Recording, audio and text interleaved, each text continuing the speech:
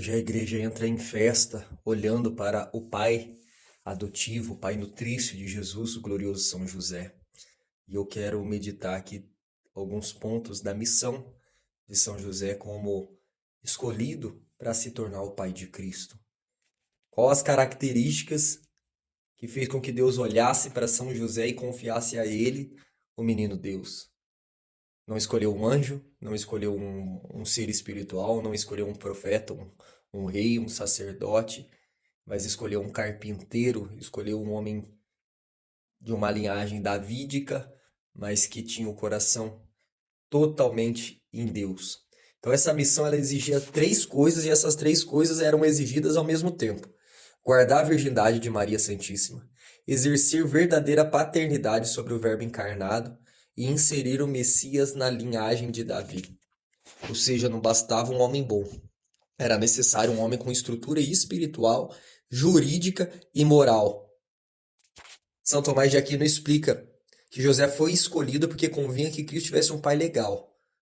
Primeiro, para evitar um escândalo público. Segundo, para proteger a honra de Nossa Senhora. Terceiro, para garantir a descendência davídica.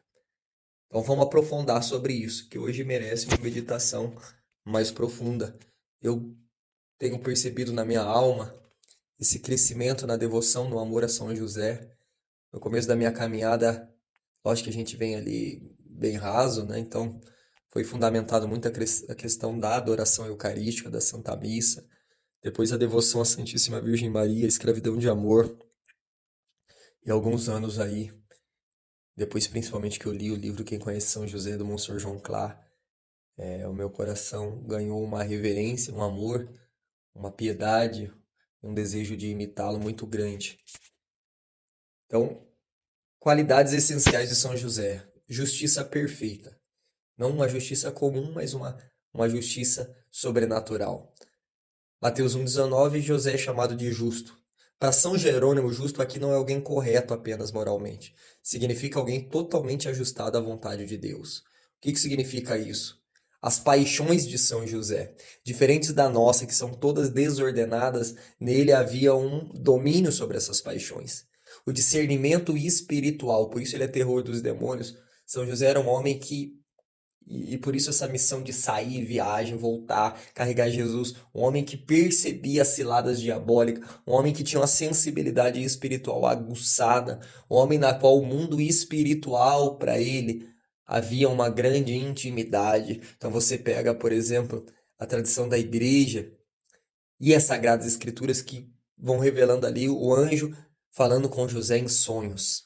Então aqui você vê um discernimento espiritual, mas não basta somente ter o discernimento dos espíritos, não basta somente ser aberto aos dons carismáticos, é necessário uma pronta obediência. Então tem pessoas que têm uma escuta, tem pessoas que são abertas aos dons, Deus fala com essas pessoas, principalmente em relação aos outros, mas quando é uma direção para a sua vida, principalmente de rompimento, de renúncia, de mudança de direção, a pessoa ela adia, ela não consegue obedecer, ela vê que custa muito, ele vê que custa muito aquilo que está sendo pedido e o que que faz? Não faz nada. E aí o que que acontece? A graça não vem. Porque obedecer gera providência, a obediência gera o cuidado de Deus. A sombra do Altíssimo cobre aqueles que caminham sobre esse temor genuíno a Deus. E José era este homem. Segundo ponto, pureza absoluta, a virgindade real de São José. Santo Agostinho ensina que o matrimônio com Maria foi verdadeiro, mas vivido em perfeita continência. Que tem muita gente que fala besteira, viu? Bobagem, dizendo que São José e Nossa Senhora viviam ali como um casal normal. Meu irmão, não fala besteira, pelo amor de Deus. Não fala besteira, cara. Leia mais sobre São José. São José e a Santíssima Virgem Maria, eles viviam uma liturgia diária, meu irmão.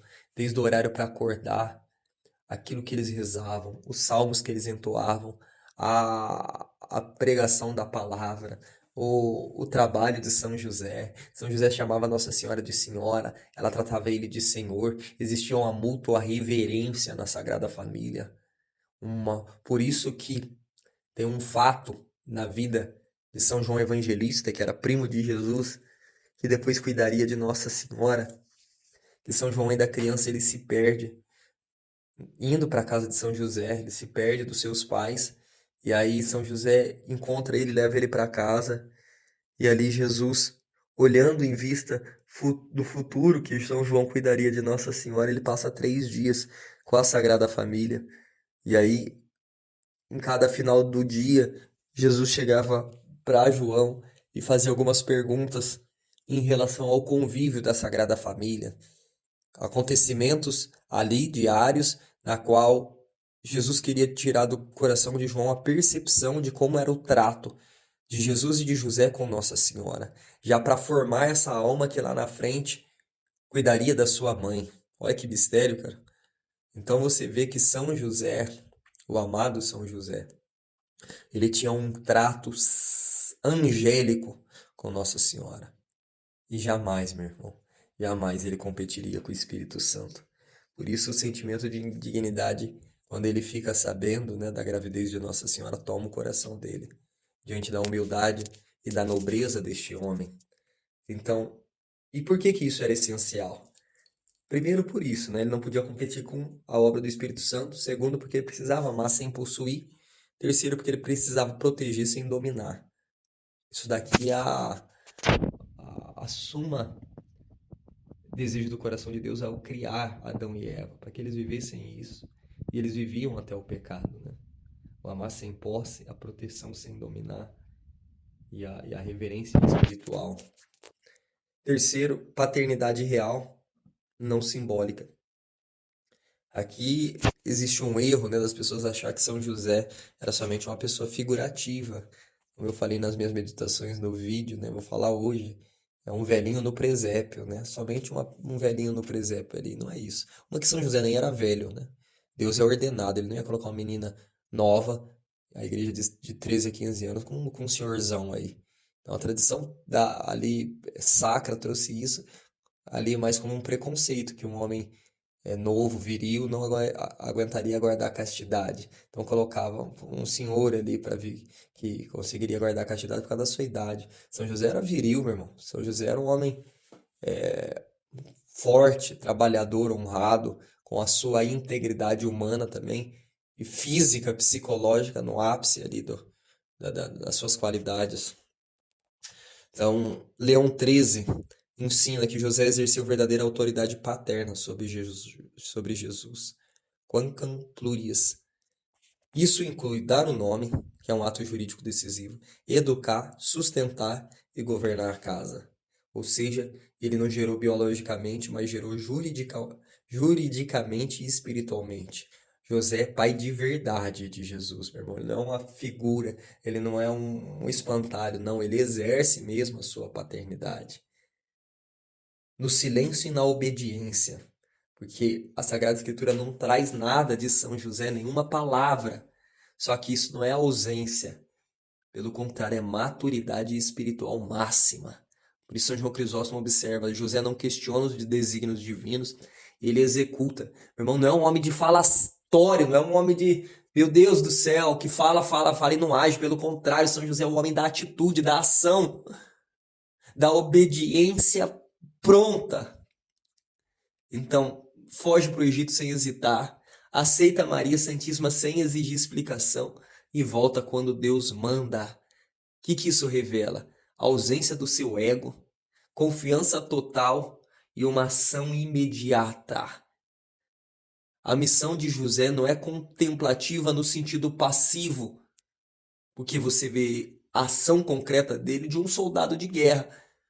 Protege contra Herodes, trabalha manualmente, sustenta a Sagrada Família e vive também da providência, da insegurança material, no sentido de quem é autônomo sabe dos desafios de ser autônomo. Uma hora tem muito serviço, outra hora não tem.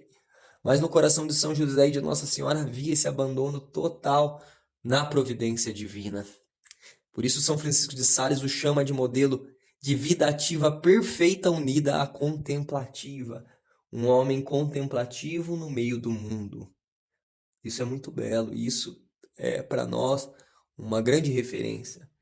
Como viver no trabalho, como viver no dia a dia, aquilo que São José viveu. Trabalhar encontrando Jesus, em oração, em conversa, em adoração com o próprio Cristo. se unir ao Cristo no dia a dia, no ordinário. Olhar para São José e ver isso. Um homem que conseguiu se unir a Cristo no ordinário, no dia a dia. Deus prepara perfeitamente quem ele escolhe, meu irmão. Aqui é o ponto central da nossa missão, da nossa meditação hoje. Deus escolhe, Deus prepara perfeitamente quem ele escolhe. Escolhido para ser pai, recebeu a graça da paternidade perfeita. Escolhido para guardar Maria, recebeu pureza singular. Escolhido para conviver com Cristo, recebeu santidade altíssima. Aqui eu quero que você entenda bem. Você imagina, meu irmão, dois santos. Dois santos. Imagina aí duas pessoas de uma santidade. Como que é o tipo de conversa dessas pessoas? Agora, imagina eu e você no meio dessas duas pessoas. Nós não estamos no nível de santidade, de contemplação, de vida intelectual, de pureza. A gente ia ser um estorvo, não ia? Ali para o convívio. Ou o nosso rastro ali ainda de mundanismo. Imagina você diante de duas pessoas que contemplam a Deus, que falam com Deus, se mexendo no celular, você querendo ver rede social, escutar música.